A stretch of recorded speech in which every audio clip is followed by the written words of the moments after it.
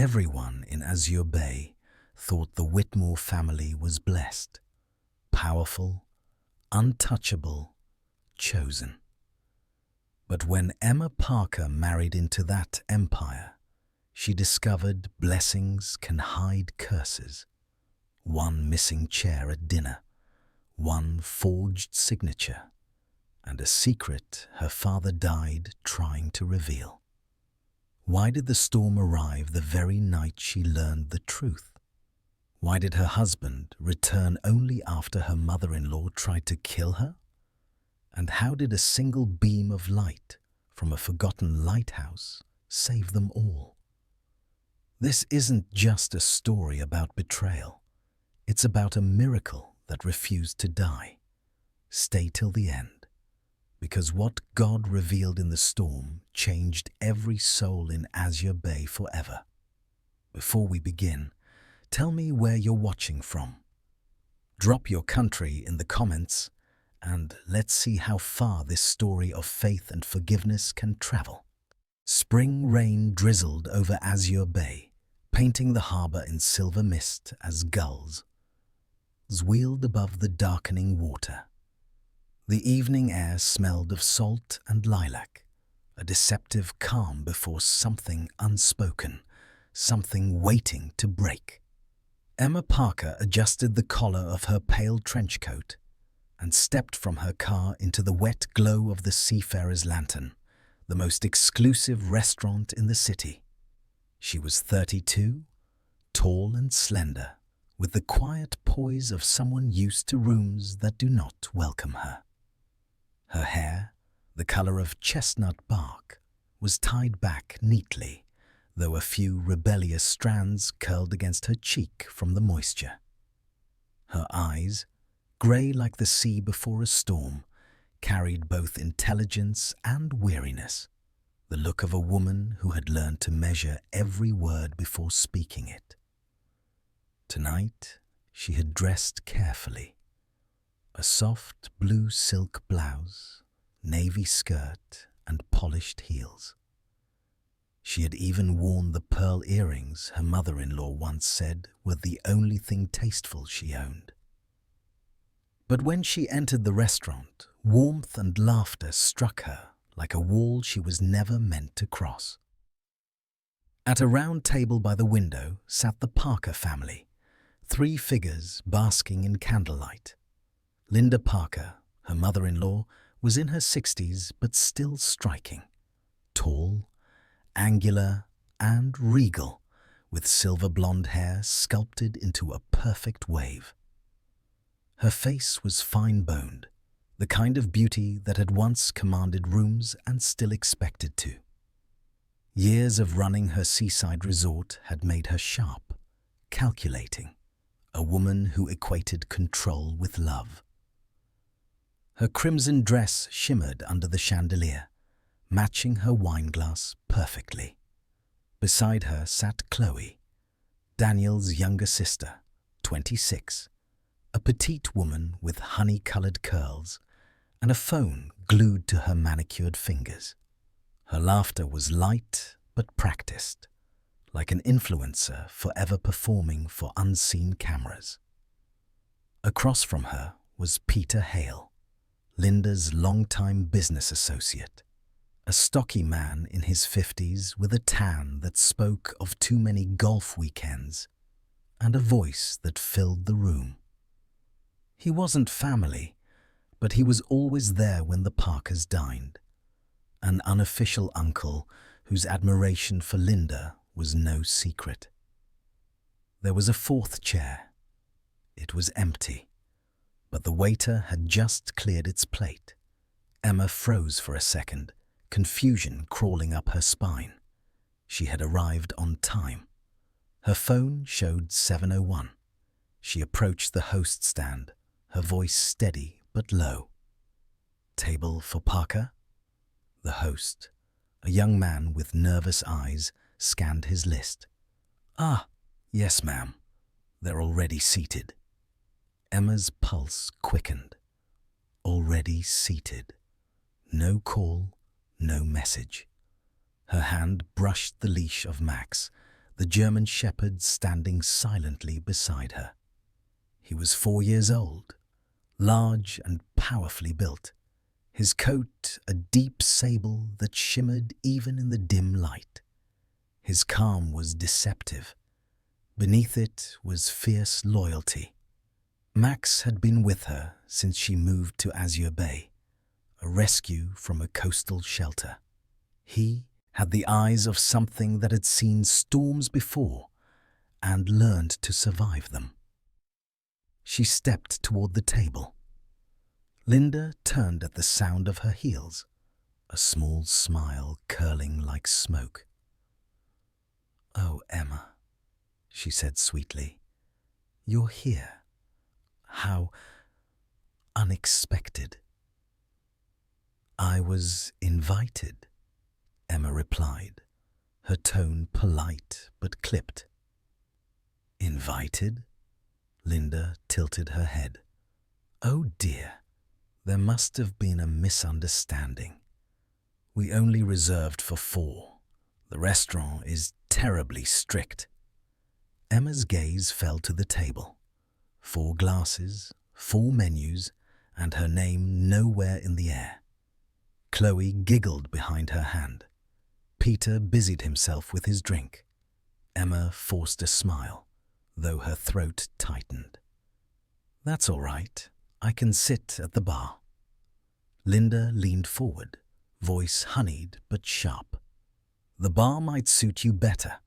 It's more casual. You always seemed more comfortable around simple things." The words sliced quietly, but deep. Emma felt the familiar burn of humiliation behind her ribs. It wasn't the first time Linda had drawn those invisible lines. Us and you. Daniel, her husband, was supposed to be here, but he had texted half an hour earlier, checking the boats before the wind changes. Be there soon. She looked toward the window. Out beyond the glass, the harbour lights flickered. The tide had grown restless. Somewhere far off, thunder murmured like a warning. A low vibration buzzed in her pocket. A message. From Daniel. "Storms shifting course. Category 3 now. Don't leave the city centre. I'll stay at the dock till it's clear." She read it twice. Around her, laughter and clinking glasses blurred into noise. Linda's next words came softly, like poison in perfume. "You should head home, dear. Women like you don't last long in storms like this." For a moment, the restaurant seemed to tilt. Emma's breath slowed. The rain thickened against the windows, tapping harder, harder. Max let out a quiet growl, his fur lifting at the nape. The chandelier above them swayed faintly as the first wind hit the glass. Inside her, something shifted, a mix of pain, disbelief, and a rising calm that felt sharper than anger. She had spent years walking carefully through Linda's world of quiet insults and perfect manners, always shrinking to fit. But tonight, something inside her refused to bend. Emma met Linda's gaze squarely. The storm outside cracked with lightning, flashing across both their faces, one cold and jeweled, the other steady and alive. "You're right," Emma said finally, her voice calm but resonant. "I'm not built to hide from storms. I'm built to steer through them." The wind howled. The glass trembled, and for the first time in years, Linda Parker had no reply. Max pressed closer to Emma's leg, eyes gleaming amber in the flicker of lightning. Together, they turned toward the door as thunder rolled over Azure Bay. 2 figures walking straight into the storm. Morning broke over Azure Bay with a deceptive calm. The sea stretched flat and silver beneath a sky the color of old glass. The wind had died, but there was a pressure in the air, a weight that pressed on the lungs as if the world itself were holding its breath. Emma Parker drove toward Azure Haven Resort in her rusted blue sedan, the same one her father used to take her fishing in before everything went wrong. She hadn't slept. Her eyes were red, her face pale under the dull morning light, and every mile felt like a countdown. In the passenger seat, Max, her 4-year-old German shepherd, sat alert. His fur was black and tan, his ears sharp as blades. Loyal and intuitive, Max had been her only constant since her father's death. He sensed moods like weather. Even now, he watched her with quiet worry, his tail still. The resort stood silent against the cliffs, its once bright walls dulled by salt and neglect. Emma stepped out, the gravel crunching under her boots. She had grown up here, running through these hallways when her father, Thomas Harland, managed the property. Now it felt haunted, not by ghosts, but by lies. Inside, the scent of damp wood and bleach filled the air. The front desk was deserted except for a single maintenance cart. A man stood by it, head bent over a toolbox. He was tall and angular, with narrow shoulders and a mechanic's steady hands. His brown hair was streaked with grey, his face lean and marked by sleepless nights. When he looked up, his eyes, warm but guarded, softened slightly at the sight of her. "You shouldn't be here, Mrs. Parker," he said quietly. "They've been expecting you." Emma studied him. "You're Grant, right? Grant Miller." He nodded. "Maintenance chief, 20 years here. Worked under your father before he—" His voice faltered. He rubbed his palms against his coveralls. "Before he passed." Something in his tone, respect, sorrow, made Emma's throat tighten. "You knew him well?" "He was a good man," Grant said simply. "Too good for this place." His gaze drifted toward the hallway that led to the old manager's office. "If you're looking for answers, they're in that safe. But Linda had the codes changed last week.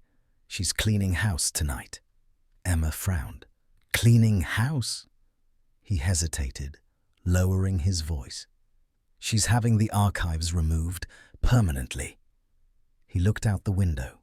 The clouds had thickened, bruised purple. "If you want the truth, you've got hours at best."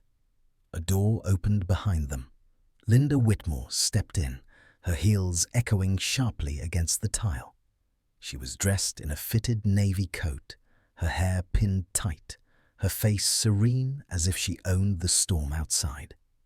"Grant, darling," she said smoothly, "taking good care of our property, I hope." Grant straightened. "Always, ma'am." Linda turned to Emma, her smile soft and venomous.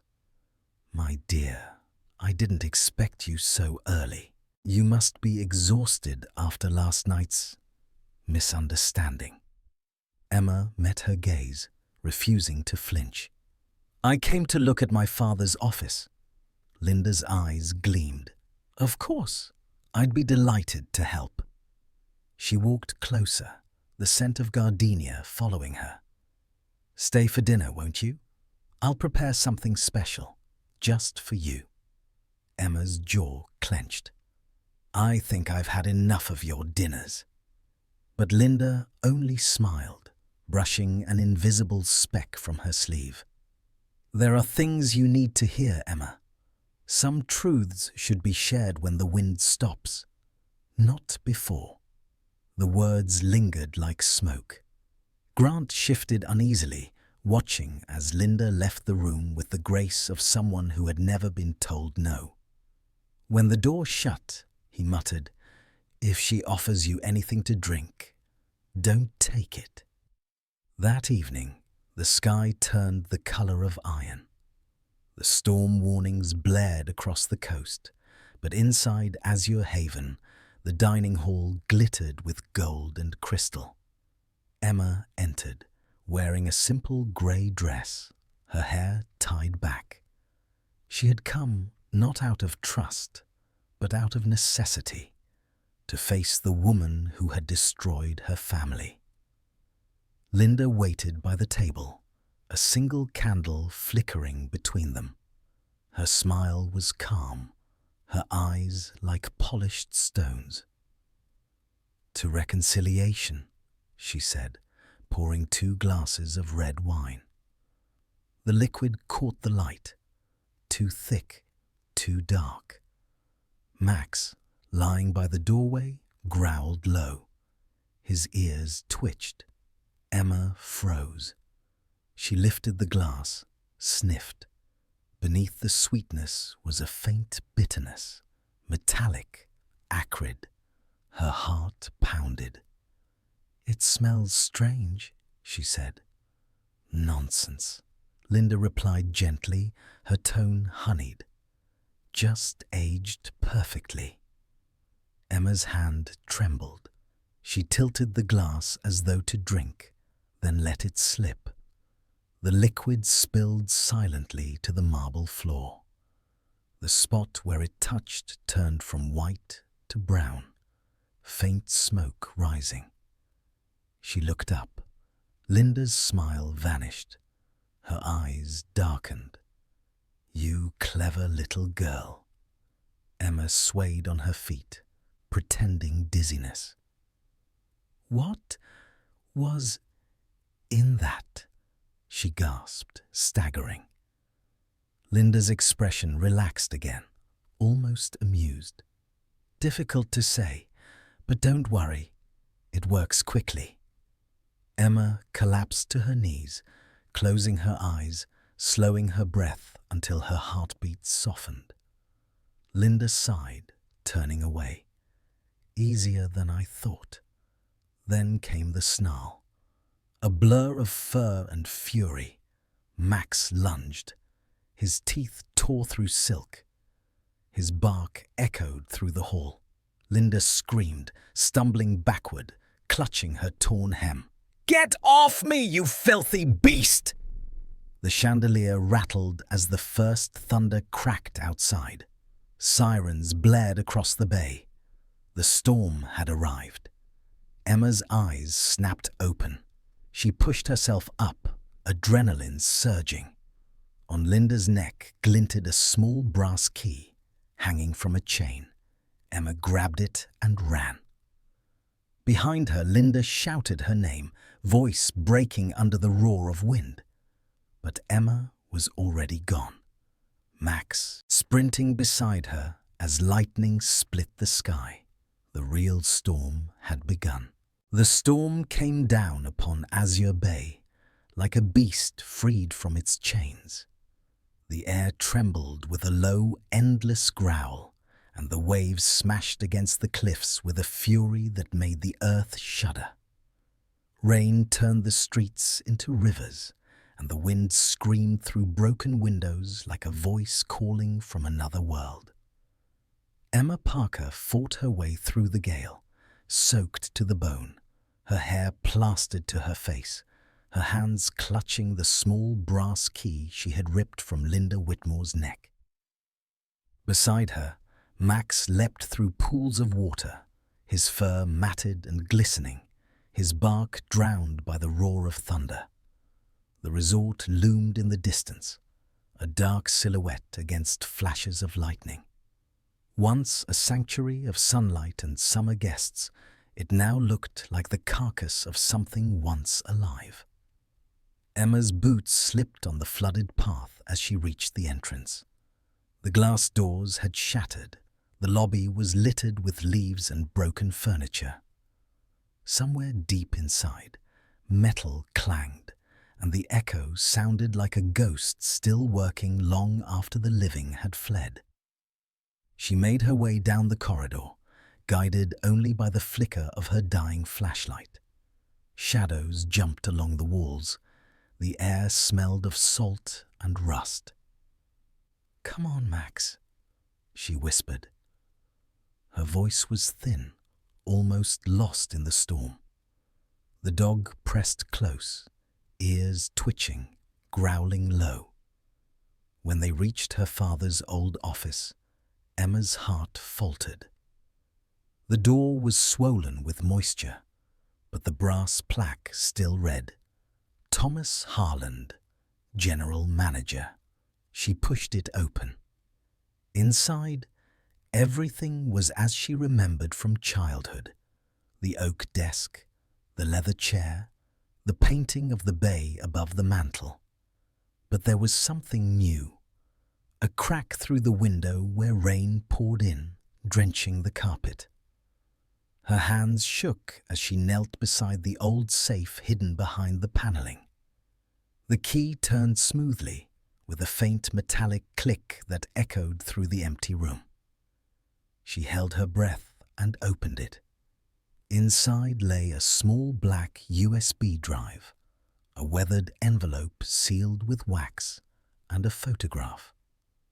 Her father stood beside Linda, both smiling in front of the resort's sign.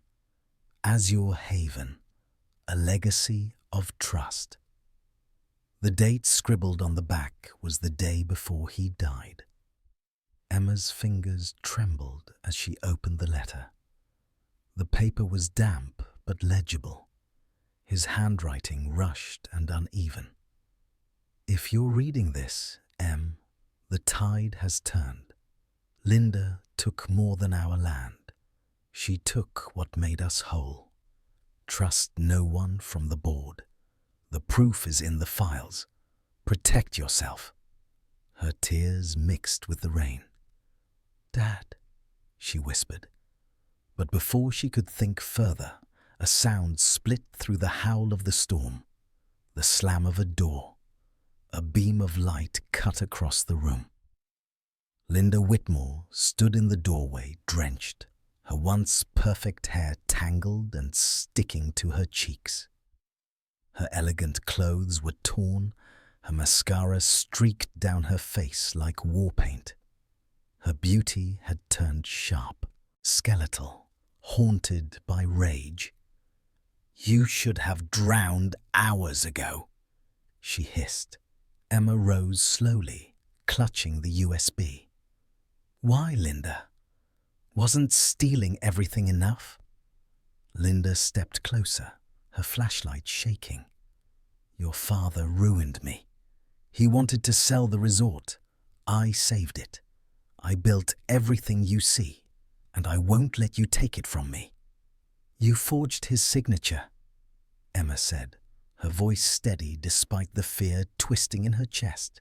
"You killed him." Linda's expression twisted into something inhuman. "He fell. He slipped. I just didn't pull him out." She laughed, a sound that cracked like glass. "He begged, you know. 'Don't tell Emma,' he said. How could I resist such a promise?" Emma felt the world tilt. "You murdered him." Linda lunged, snatching the USB from Emma's hand. "You think anyone will believe you? You're a broken girl clinging to ghosts." The next instant, lightning split the sky. The window exploded, and seawater crashed into the room, knocking both women to the floor. The letter tore from Emma's grasp, spinning into the current. Max barked wildly, teeth bared, trying to pull Emma up. Linda staggered to her feet, clutching the USB like a trophy. "You were never meant to be part of this family!" she screamed. She shoved Emma backward toward the open window, the rain slashing between them like shards of glass. Then, a voice, deep and desperate, cut through the chaos. "Linda, let her go!" Both women froze. Through the broken doorway stepped Daniel Parker, Emma's husband, his face pale and streaked with blood. He was 38, tall, broad-shouldered, with rough stubble and eyes once soft, now hollowed by guilt. His clothes were torn from the wind, and his right hand bled where glass had cut deep. Daniel had been gone for weeks, driven away by Linda's manipulation, by the lies that turned husband and wife into strangers. But now he stood like a man reborn. "Daniel," Emma whispered. He took a step forward, voice trembling but strong. "This ends now, Linda. No more lies. No more deaths." Linda turned, eyes wild. "You think she deserves you? After everything?" Daniel lunged, grabbing Emma's arm and yanking her free. The USB slipped from Linda's hand, tumbling into the swirling water. For a heartbeat, it gleamed, a flash of blue light, before sinking into darkness.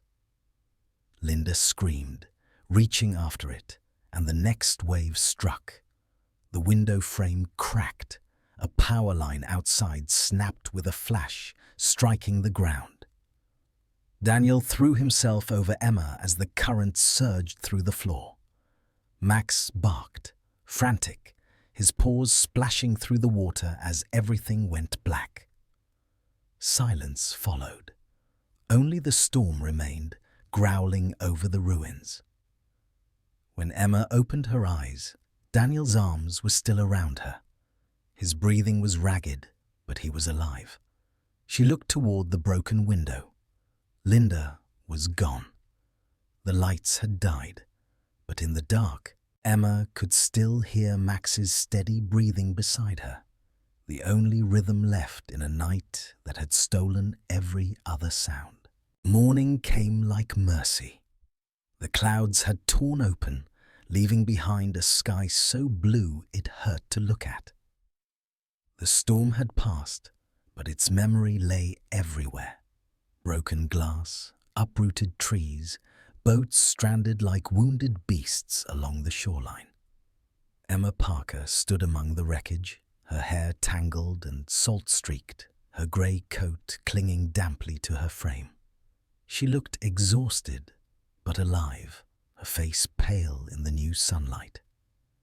Behind her, Max limped slightly on his left paw, his fur muddy, yet his eyes still sharp and loyal. He nudged her leg as if to say, "We made it." In the distance, workers moved among the ruins of Azure Haven Resort, their voices mingling with the cry of gulls. Among them was Grant Miller, sleeves rolled up, mud up to his knees, his expression grim but determined. The storm had stripped him of sleep and comfort, but not resolve. He had spent the entire dawn searching through debris near the old manager's office, for proof, for closure. His gloved hand suddenly stopped when it touched something cold, metallic, half buried in the sludge. It was a USB, scorched and bent, but intact enough to carry a miracle. Hours later, in a small temporary office set up by the police, the atmosphere was thick with tension. A young detective named Officer Caleb Dorsey, no older than 30, hunched over a laptop, his short dark hair dripping with rainwater from his recent patrol. His clean-shaven face bore the kind of earnest determination that only rookies carried before the job hardened them. He had a quiet respect for Emma. He had read her father's old case file and always believed something didn't add up. When the video finally played, the room fell silent. The footage was grainy but clear enough. The old harbour, a stormy evening years ago. Thomas Harland, Emma's father, stood by the railing, raincoat billowing. He looked older than Emma remembered, his eyes tired yet defiant. Facing him was Linda Whitmore, poised even in fury. Their voices crackled through the speakers. "You can't keep this, Linda. Thomas shouted, gesturing at a folder clutched in her hand. Linda's face twisted, her voice trembling with rage. "I built this empire when you were too afraid to dream. Don't talk to me about what's right." Then came the moment no one could misinterpret, her shove, sharp and deliberate. Thomas fell backward into the black water. Linda hesitated for only a second before turning away. The screen froze on her face, blank, unflinching. Emma's breath hitched. Daniel reached for her hand. His fingers were bandaged from cuts the night before. His face still bruised, but his eyes, those deep brown eyes, held quiet strength again. "It's over now," he murmured. But Emma wasn't sure. Justice, maybe. Peace, not yet. By afternoon, the town buzzed with the news. Patrol cars lined the streets. Linda Whitmore was taken into custody, her wrists bound gently but firmly, her once perfect hair disheveled, her eyes hollow. She didn't resist. When a reporter asked if she had anything to say, she whispered, "It was never supposed to end like this." Chloe Whitmore, her daughter, arrived shortly after. She was dressed in jeans and a wrinkled sweater, her blonde hair tied hastily, her face blotchy from crying. She had been hiding during the storm, terrified, but now something in her had changed. As police escorted Linda away, Chloe pulled out her phone and began a live stream. Her voice trembled, but carried through the air like confession. "My mother lied. For years. But she's still my mother. I hope one day she finds forgiveness. Emma saved me from becoming her, from believing that power means winning. Maybe God sent the storm to wash it all clean." The video spread fast, the comments filled with empathy and sorrow. Some cursed Linda, others prayed for her, but most simply wrote, "Amen." That evening, the town gathered by the beach, a quiet vigil of candles flickering in the breeze. Emma stood apart, near the surf, her shoes half buried in wet sand. The ocean, now calm, shimmered under the setting sun. Daniel came to her side, his coat draped loosely over her shoulders. He looked older, softer somehow, the kind of man who had faced both guilt and grace. "I should have believed you," he said quietly.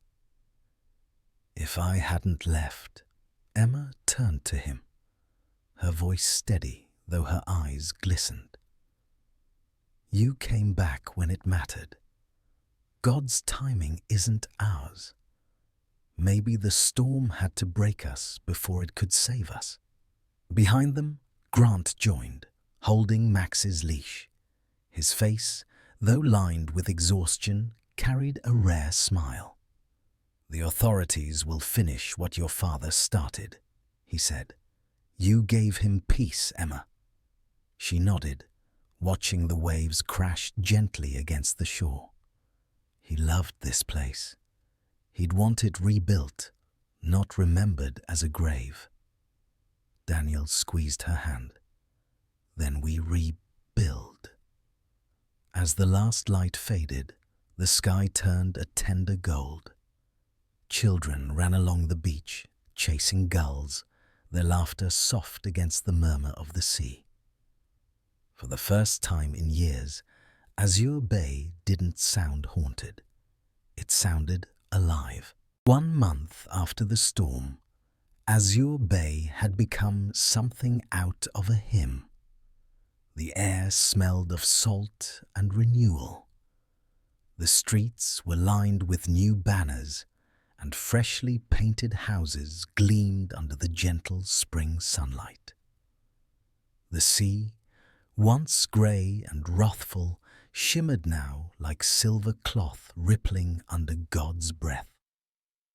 Emma Parker walked slowly toward the southern bluff where the newly restored lighthouse stood, Harlan's Grace, named in honor of her father. She wore a white linen dress that moved with the wind, her auburn hair catching light like a halo.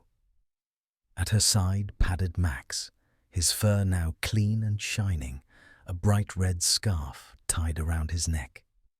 He was 5 years old now, strong and proud, a living emblem of courage.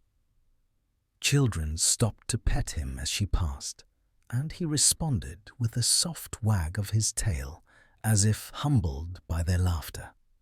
The town square was alive with people. Fishermen in clean shirts, teachers, young mothers, and old sailors all gathered, their faces warm with pride. Grant Miller stood near the podium, his coveralls replaced with a crisp blue jacket. The deep creases on his face seemed softer today. He caught Emma's eye and gave a small nod, the silent respect of a man who had seen too much, but still believed in goodness. Nearby stood Officer Caleb Dorsey, his uniform pressed, his posture stiff but eyes shining.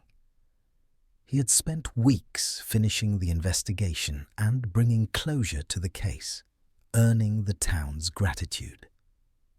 On a raised platform beside the lighthouse, Mayor Evelyn Carrington gave the opening speech. She was a tall woman in her 50s, with copper hair streaked with silver, wearing a navy suit that matched the sea. Her voice was clear and kind, the kind that could calm even the most restless crowd. "Today," she said, "we don't just celebrate rebuilding walls, we celebrate rebuilding hearts. Azure Bay stands because its people did not break." The crowd cheered softly, hats lifted, hands clapping against the ocean breeze. When it was Emma's turn to speak, the murmurs quieted. She stepped forward, her hands trembling slightly around the folded paper she hadn't looked at yet. The podium creaked. Behind her, Harlan's Grace towered like a guardian reborn, its white stone gleaming, its lantern unlit, waiting for the dusk to fall. Emma took a breath. "When the storm ended," she began, her voice low but steady, "I thought I'd only see ruin. But I saw something else. I saw neighbors pulling each other from the wreckage. I saw prayers whispered through broken windows. I saw love stronger than fear." She paused, scanning the crowd. "My father used to tell me that faith isn't about calm seas. It's about learning to steer through the storm. God doesn't always quiet the waves. Sometimes He just teaches us to hold the wheel." The words hung in the air, carried by the wind. Someone in the crowd began to clap, then another. Soon the entire bay echoed with applause that sounded almost like the sea returning thanks. Standing off stage, Chloe Whitmore held her phone steady, live streaming the event. Her blonde hair was pulled back in a simple braid, her face flushed with emotion. The internet had made her both a witness and a confessor to her family's sins. But today her tears weren't from shame. They were from awe. "She's stronger than all of us," she whispered to the camera. "Maybe this is how redemption looks. Quiet, but real." As the applause faded, Daniel Parker climbed the steps to the platform. His dark suit was formal but slightly wrinkled, his stubble trimmed, his eyes full of calm devotion. Life had aged him through guilt and grace, but now he looked renewed. as if forgiveness had become a kind of armor.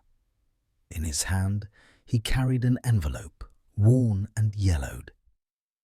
"It came this morning," he said softly to Emma, "from Marin County Jail." Emma's heartbeat slowed. The handwriting on the envelope was unmistakable, slanted, elegant, trembling. Linda Whitmore. She opened it carefully, and as she read, the words seemed to breathe through her lips. "Emma, if you're reading this, spring has returned to the bay. I once believed power could keep me standing, but when the storm came, I learned that only love endures. I tried to erase your name from this land, yet you were the one who saved it. I cannot ask for forgiveness, not unless God Himself allows it. But if He does, I pray this lighthouse shines toward my cell, a light to remind me of the daughter I once tried to destroy and who instead saved my soul." Emma's hands trembled as she folded the letter. Tears blurred the world into light. Daniel placed a hand over hers. "You did it," he said. She shook her head slowly. "No," she whispered. "God did." The mayor returned to the microphone. "Let Harlan's grace shine for the first time in a decade," she declared. A young technician flipped a switch. The light burst forth, a pure white beam sweeping across the horizon, catching on the water like a sword of mercy. The crowd gasped, then cheered.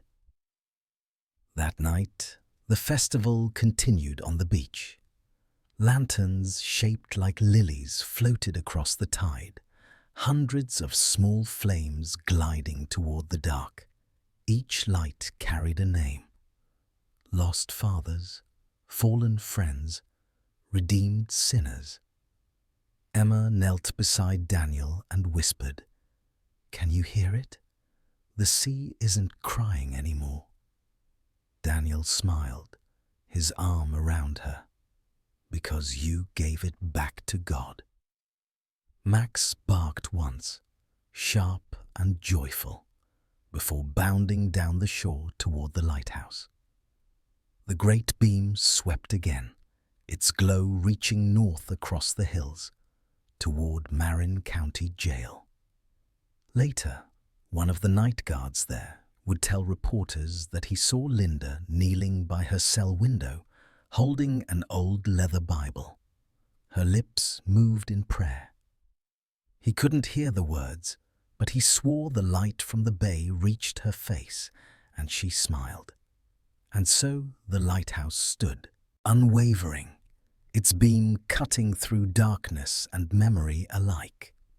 The narrator's voice, calm and deep, seemed to drift with the sea breeze. Faith doesn't erase what's broken. It teaches us how to shine through the cracks. And sometimes the light we think comes from heaven is the one reflected from a heart that has learned to forgive. And perhaps that's what miracles really are. Not thunder in the sky or angels descending through clouds, but small, quiet resurrections that happen when hearts choose love over bitterness. Azure Bay was rebuilt not by strength alone, but by grace, the kind that lives in forgiveness, in compassion, in the courage to start again. For every soul watching this story tonight, maybe your own storm hasn't passed yet. Maybe you're still standing in the rain, waiting for the light to break. But remember this: God never promised calm seas. He promised to be in the boat with you. Hold on to that, because sometimes when you think you've lost everything, heaven is just making room for something sacred to grow. If this story touched your heart, share it. Let its light reach someone who needs hope tonight. Leave a comment to tell us where you're watching from and if you believe in second chances. And before you go, take a moment, close your eyes and whisper a prayer. May God bless every heart that still believes in love after the storm. Don't forget to subscribe so these stories of faith and redemption can keep finding the ones who need them most. Because somewhere out there, another light is waiting to stay.